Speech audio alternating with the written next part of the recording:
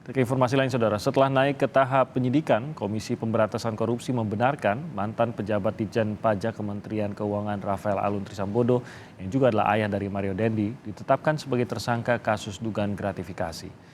Kabag Pemberitaan KPK Ali Fikri menyebut penyidik sudah menemukan 2 alat bukti dugaan korupsi penerimaan gratifikasi kepada pemeriksa pajak DJP periode tahun 2011 hingga 2023. Ali Fikri membenarkan Rafael Alun Trisambodo ditetapkan sebagai tersangka dan penyidik pun sudah melakukan penggeledahan atas salah satu rumah dari Rafael. Bukan setidaknya 2 alat bukti dalam dugaan korupsi. Jadi ada peristiwa pidana korupsinya telah kami temukan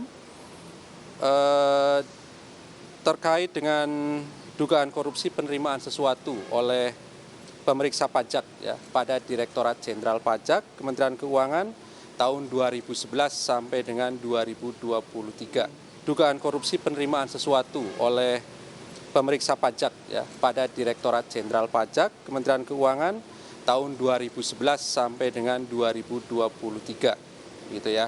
Saya kira teman-teman sudah tahu konstruksi singkat dari perkara ini, saya kira ya. Sehingga proses penyidikan ini kami pastikan sudah ada tersangkanya ya. Penegasan aja Pak, berarti betul Pak ya, Rafael Alun sudah ditetapkan. Nah itu sudah disampaikan. Kita akan pantau perkembangan kasus ini bersama jurnalis Kompas TV Francisco Donasiano yang berada di Gedung KPK Jakarta. Pagi, Sisko. Setelah ditetapkan sebagai tersangka, apakah sudah ada kepastian terkait penahanan tersangka Rafael Alun? Inilah yang kami masih gali informasi hingga pagi ini, Timothy dan juga saudara, terkait penahanan dari mantan pejabat dari Kementerian Keuangan, Rafael Alun Trisambodo, setelah ditetapkan sebagai tersangka pada beberapa waktu lalu. Sebenarnya sprindiknya juga sudah keluar, Timothy dan juga saudara, memang yang menjadi atau mengacu pada kebiasaan KPK. Kalau kita berdasarkan pada KUHP, memang seseorang ketika ditetapkan sebagai tersangka ini sudah harus ada peristiwa pidananya dan kemudian sudah ada 2 alat bukti yang cukup. Unsur-unsur itu sudah terpenuhi. Tapi kalau kita mengacu pada kebiasaannya, ini sebenarnya cukup menarik, Timothy dan juga saudara.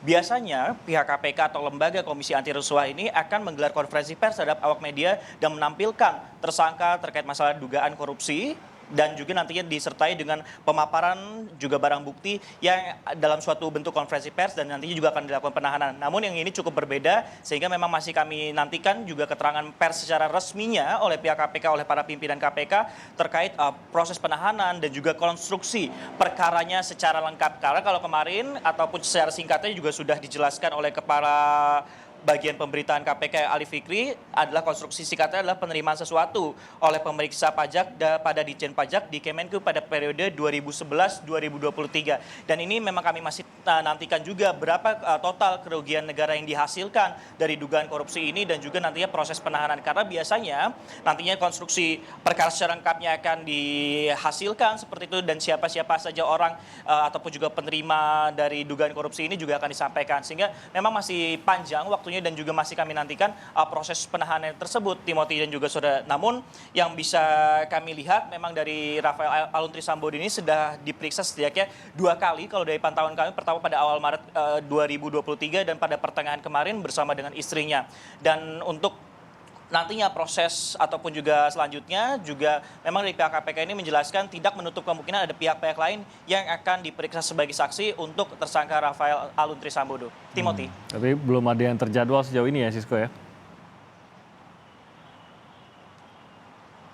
Iya, informasinya masih belum ada yang terjadwal, namun yang tidak menutup kemungkinan salah satu orang yang akan diperiksa sebagai saksi kapasitasnya untuk tersangka Rafael Trisambodo ini adalah istrinya yang untuk dimintai keterangan. Karena pada sebelumnya, pada tahap penyelidikan yang sudah diperiksa juga, ini sang istri juga diminta untuk menjelaskan atau pun juga memberikan keterangan sehingga pihak KPK juga kemarin juga menjelaskan bahwa nantinya sang istri akan diperiksa kembali dalam proses penyidikan ini. Tentunya sejumlah hal yang memang kami nantikan adalah berapa total ataupun juga konstruksi perkara dari kasus korupsi ini. Karena kalau kita lihat sebelumnya KPK telah menggeledah rumah dan menemukan sejumlah barang mewah. Kemudian juga ada ditemukannya safe deposit box di salah satu perbankan plat merah yang ada di Indonesia ini, yang juga cukup menarik. Jumlahnya memang masih dihitung, tapi nominal kasar ini sekitar 37 miliar rupiah. Apakah ini akan bertambah ataupun juga berkurang? Inilah yang kemudian masih harus dihitung kembali oleh pihak KPK, karena proses penyidikan dan juga pemeriksaan juga alur LHKPN dan juga hal-hal yang terkait masalah penetapan tersangka ini juga masih kami nantikan sebenarnya, Timothy dan juga saudara. Sehingga memang kami nantikan siapa saja kemudian saksi-saksi yang dilakukan, dan setidaknya kalau di instansi lain juga PPATK juga telah memblokir sejumlah rekening. Diinformasikan terakhir ada 40 lebih rekening yang kemudian dilakukan pemblokiran terkait dengan pusaran kasus dugaan korupsi penerimaan sesuatu di periode 2011-2023 ini. Sehingga memang kasus ini masih panjang, apakah nantinya ada tersangka-tersangka lain, karena kita juga ada hal menarik sebenarnya, Timothy, bahwa untuk menutupi kemudian harta kekayaan ini memang melibatkan nomini ataupun juga orang-orang mulai dari keluarga ataupun juga kerabat seperti itu, agar harta yang kemudian dilaporkan di LHKPN ini tidak tercermin seluruhnya seperti itu, Timothy. Oke, baik, masih banyak nanti informasi yang kita nantikan dari KPK.